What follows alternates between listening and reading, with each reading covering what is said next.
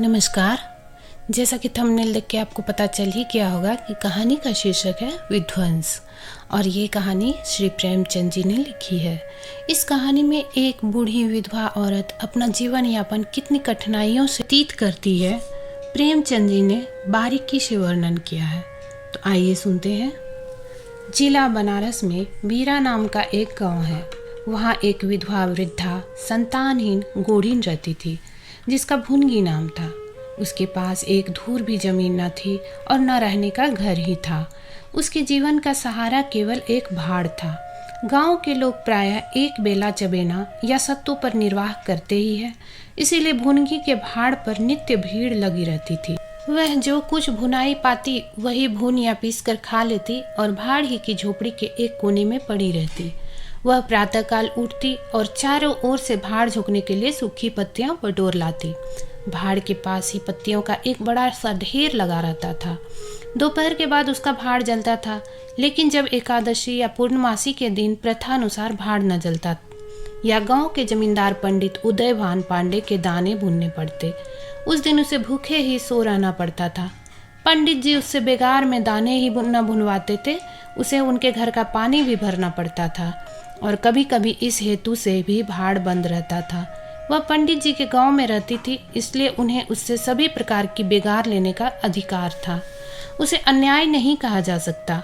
अन्याय केवल इतना था कि बेगार सुख ही लेते थे। उसकी धारणा यह थी कि जब खाने ही को दिया गया तो बेगार कैसी। किसान को अधिकार है कि बैलों को दिन भर जोतने के बाद शाम को खूंटे से भूखा बांध दे। यदि वह ऐसा नहीं करता तो यह उसकी दयालुता नहीं, केवल अपनी हित चिंता है। पंडित जी को उसकी चिंता न थी, क्योंकि एक तो भुनगी 2-1 दिन भूखी रहने से मर नहीं सकती थी, और यदि दैव योग से मर भी जाती तो उसकी जगह दूसरा गुण वो बड़ी आसानी से बसाया जा सकता था। पंडित जी की यही क्या कम कृपा थी कि वह भुनगी को अपने गांव में बसाए हुए थे। चैत का महीना था और संक्रांति का पर्व। आज के दिन नए अन्न का सत्तू खाया और दान दिया जाता है। घरों में आग नहीं जलती। भुनगी का भाड़ आज बड़े जोरों पर था। उसके सामने एक मेला सा लगा हुआ था। सांस लेने का भी अवकाश न था। ग्राहकों की जल्दबाजी पर कभी कभी झुंझला पड़ती थी कि इतने में जमींदार साहब के यहाँ से 2 बड़े बड़े टोकरे अनाज से भरे हुए आ पहुँचे और हुक्म हुआ कि अभी भून दे। भुनगी दोनों टोकरे देखकर सहम उठी।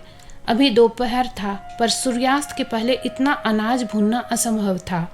घड़ी 2 घड़ी और मिल जाते तो एक अठवारे के खाने भर को अनाज हाथ आता। दैव से इतना भी न देखा गया। इन यमदूतों को भेज दिया। अब पहर रात तक सेंत मेत में भाड़ में जलना पड़ेगा।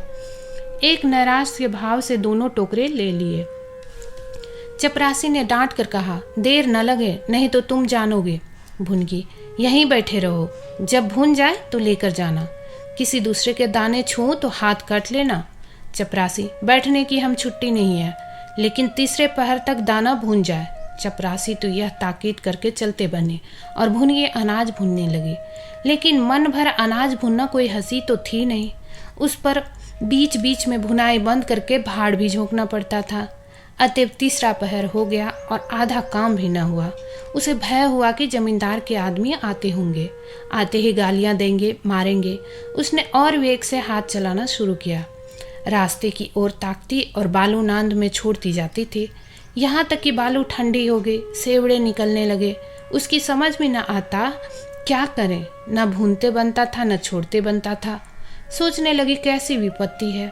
पंडित जी कौन मेरी रोटियां जला देते हैं, कौन मेरे आंसू पोंछ देते हैं।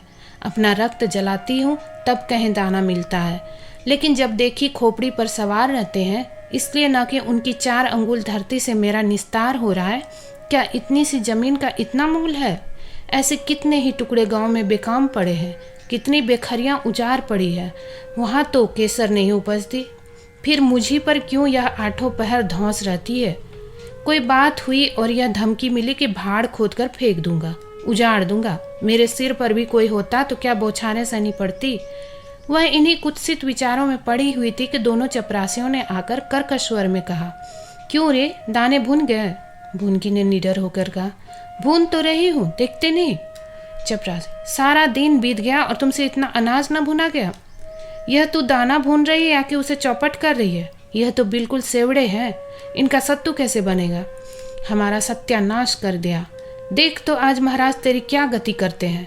परिणाम यह हुआ कि उसी रात को भाड़ खोद डाला गया और वह अभागिनी विधवा निरावलंबन हो गई। भुनगी को अब रोटियों का कोई सहारा न रहा। गांव वालों को भी भाड़ के विध्वंस हो जाने से बहुत कष्ट होने लगा। कितने ही घरों में दोपहर को दाना ही न मैसर होता। लोगों ने जाकर पंडित जी से कहा कि बुढ़िया को भाड़ जलाने का आज्ञा दे दीजिए, लेकिन पंडित जी ने कुछ ध्यान न दिया।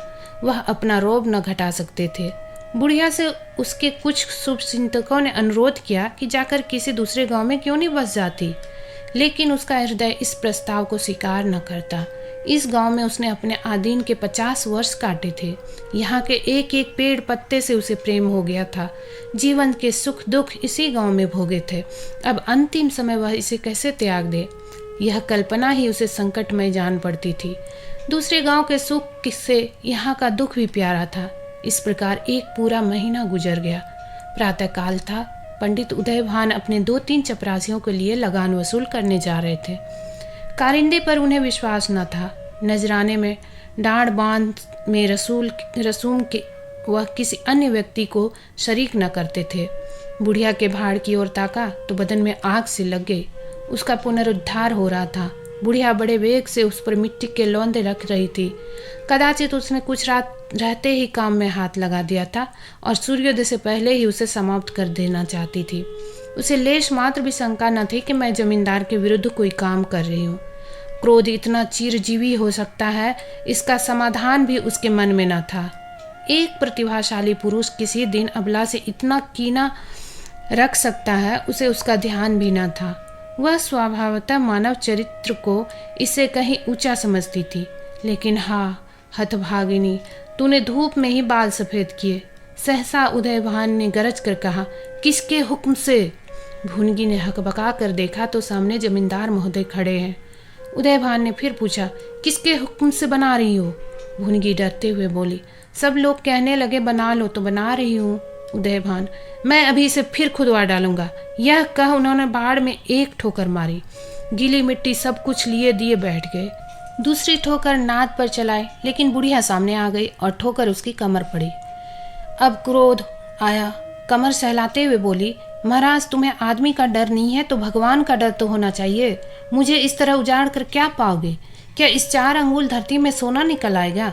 मैं तुम्हारी भले की कहती हूँ, दीन की हाय मत लो, मेरा रोआ दुखी मत करो। उदयभान, अब तो यहाँ फिर भाड़ न बनाएगी।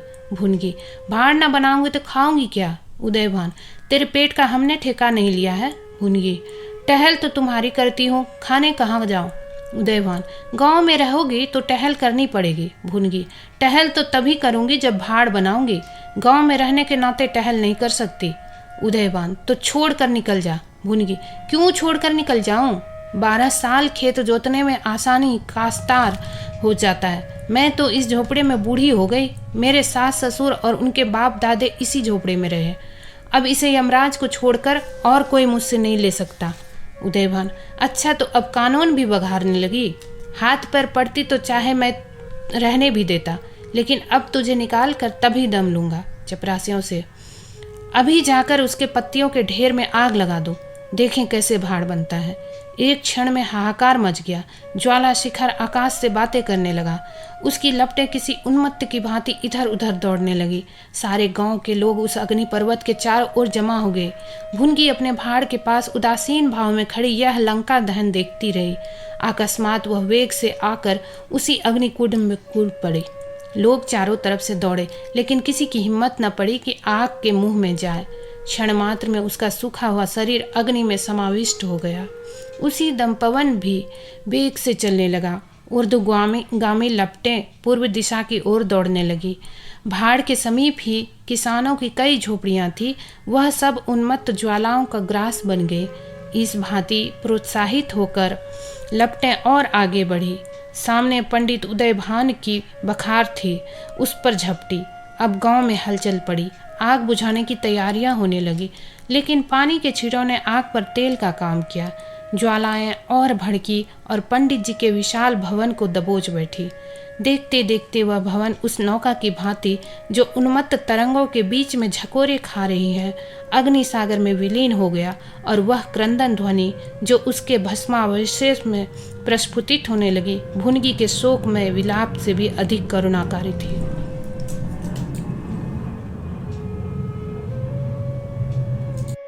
दोस्तों, आशा करती हूँ ये कहानी आपको अच्छी लगी होगी। ऐसी ही कहानी लेकर अगली वीडियो में फिर से हाजिर होती हूँ। धन्यवाद।